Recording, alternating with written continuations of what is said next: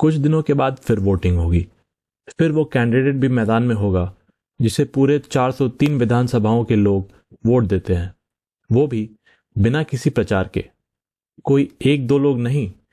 2017 में असदुद्दीन ओवैसी के AIMIM और ओम प्रकाश राजभर की सुहेलदेव भारतीय समाज पार्टी से ज्यादा लोगों ने इसे वोट दिया।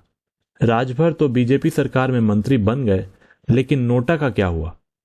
हम यहाँ नोटा पर सबसे ज्यादा वोट देने वाले इलाकों की पूरी कहानी लेकर आए हैं। देखिए और तय कीजिए कि नोटा दबाना किसी काम का है या ये फालतू की झंझट है। आइए इस बारे में विस्तार से जानते हैं।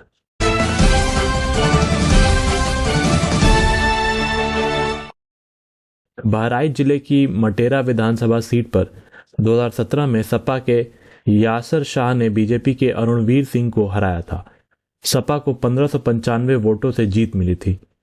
नोटा को 2717 वोट मिले थे। मऊ जिले की मोहम्मदाबाद गोहना सीट पर 2017 में भाजपा के श्रीराम सोनकर ने बसपा के राजेंद्र को सिर्फ 538 वोटों से हराया था। यहां नोटा को 1945 वोट मिले थे। श्रावस्ती विधानसभा सीट में भाजपा के राम फेरन ने सपा के मोहम्मद रमजान को महज 445 वोट से हराया था। नोटा पर 4289 वोट पड़े थे। अगर ये वोट उम्मीदवारों में बटे होते तब भी रिजल्ट पर फर्क पड़ता। 2019 लोकसभा चुनाव में सोनभद्र और बुंदेलखंड में सबसे ज्यादा लोगों ने नोटा का बटन दबाया।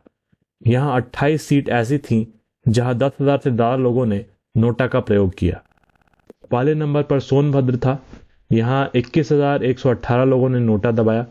बुंदेलखंड के बांदा में 19,250, झांसी में 18,239, मिर्जापुर में 15,353 और हमीरपुर में 15,155 लोगों ने नोटा को दबाया था। सोनभद्र में नोटा दबाने की वजह थी कनहर नहर योजना। इसमें 11 गांव डूब जाएंगे। लोग चाहते थे नोटा दबाकर वो अपनी बात ऊपर तक पहुंचा देंगे। कुछ हुआ नहीं।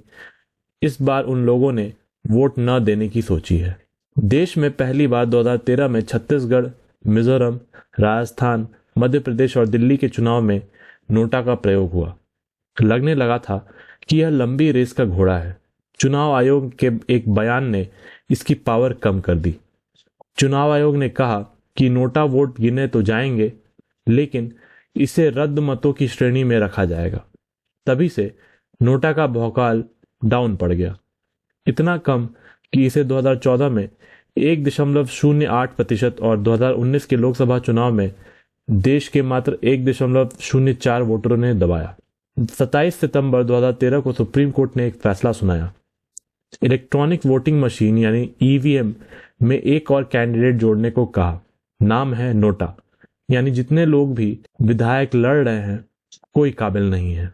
अब आइए जानते हैं कि ये नोटा का कॉन्सेप्ट कहां से आया और कौन कौन से देश हैं जो इसे मानते हैं।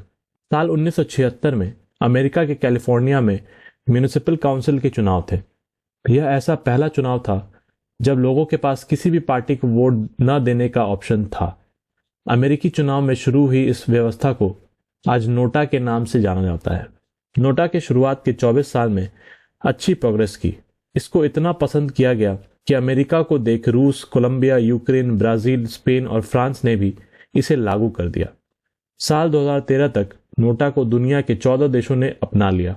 सन 2000 की शुरुआत से इसकी साख गिरती चली गई। अमेरिका में साल 2000 से हुए जनरल इलेक्शन में नोटा वोटिंग 64% से 36% रह गई।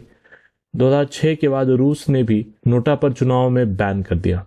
नोटा का मतलब है नन ऑफ द अबव, यानी इनमें से कोई नहीं। इस बटन को दबाने का मतलब है कि आपको चुनाव लड़ रहे कैंडिडेट में से कोई भी उम्मीदवार पसंद नहीं है। EVM में इनमें से कोई नहीं या नोटा का बटन गुलाबी रंग का होता है। अब ऐसा प्रतीत होता है कि चुनाव आयोग को नोटा पे पुनर्विचार करना चाहिए। क्या यह बटन EVM पर अभी भी रहना चाहिए या नहीं? इस पर आपका क्या विचार है? आप कमेंट करके हमें जरूर बताएं और अपना सुझाव दें। आज की इस न्यूज में बस इतना ही। अगर आपको ये वीडियो पसंद आया हो तो प्लीज इसे लाइक कर दें और हमारे चैनल को सब्सक्राइब करें। तो मिलते हैं अगली वीडियो में। तब तक के लिए धन्यवाद।